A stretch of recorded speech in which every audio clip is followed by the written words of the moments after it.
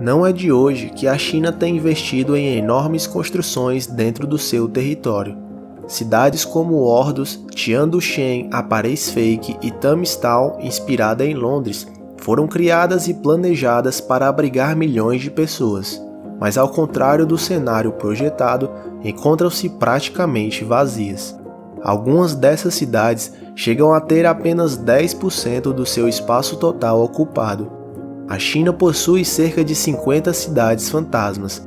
Elas foram classificadas assim devido ao baixo nível de ocupação populacional, fazendo com que estejam praticamente inabitadas.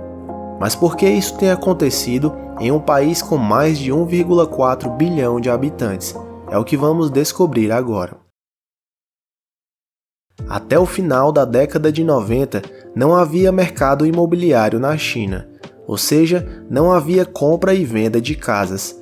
A forma como as pessoas adquiriam seus imóveis no país era através da distribuição por parte do governo chinês e empresas estatais que forneciam as acomodações para a população. Entretanto, em 1998, o Partido Comunista Chinês decidiu privatizar o mercado imobiliário e definiu um plano de urbanização como estratégia para estimular a demanda e tornar esse novo mercado imobiliário em um motor de crescimento econômico que pudesse impulsionar a economia chinesa que se encontrava estagnada devido à crise asiática de 1997. Essa reforma fortaleceu os governos locais que passaram a ter maiores poderes administrativos sobre o planejamento urbano, como investimentos em obras e serviços, levando a uma descentralização dos gastos públicos. A partir daí, as províncias e cidades passaram a vender os direitos de uso da terra para investidores e empresas privadas. Dessa forma, a receita obtida com as vendas desses terrenos passou a se tornar uma parcela muito grande das arrecadações dos governos locais. As vendas de terrenos são essenciais para que os governos locais possam investir em projetos de infraestrutura e atingir as metas de receitas que são impostas pelo governo central para manter o forte crescimento econômico. As províncias chinesas são proibidas de pegar empréstimos no mercado financeiro e, por isso, precisam se financiar por meio de um sistema do governo chinês, onde os governos locais usam as vendas futuras das terras como garantia para poderem obter crédito. As províncias chinesas começaram a desenvolver o máximo de projetos possíveis para o mercado imobiliário, na intenção de conseguir crédito com o governo. Por mais que esses projetos demorassem anos para serem concretizados e vendidos, eles seriam tratados como receitas futuras e assim os governos locais conseguiam obter empréstimos com o governo federal. Na maioria das vezes, os projetos se concentravam em construções de residências e ativos imobiliários, porém não davam a devida atenção à infraestrutura e serviços públicos, o que afeta diretamente a qualidade de vida e seria o setor que geraria oportunidades de emprego, além de movimentar a economia local. Devido ao mau planejamento, essas áreas residenciais tornaram-se pouco atraentes para os chineses pela falta de emprego. Isso fez com que muitas dessas cidades ficassem com uma população bem abaixo do esperado, contribuindo para o surgimento das cidades fantasmas. O mercado financeiro chinês é caracterizado por ter uma baixa transparência e credibilidade. A Bolsa de Xangai é conhecida por ser bastante arriscada e volátil, enquanto em outros países desenvolvidos pode ser mais seguro investir em ações. Na China, a bolsa não é vista como um meio atraente de rendimento para a população.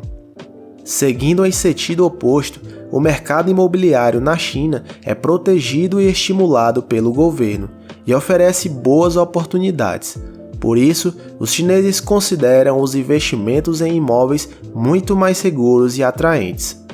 Dessa forma, a população e as empresas privadas preferem investir nessas residências com o objetivo financeiro, aguardando sua valorização para venderem futuramente.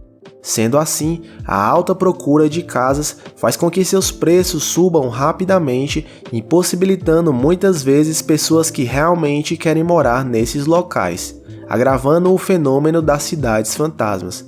Muitas dessas casas têm donos, mas que não compraram para uso e sim para investimentos. Foi por isso que em 2017, o Congresso do Partido Comunista Chinês decidiu tomar uma atitude em relação ao problema e aumentou as regulações tentando conter o agravamento dessa situação, restringindo a compra das residências.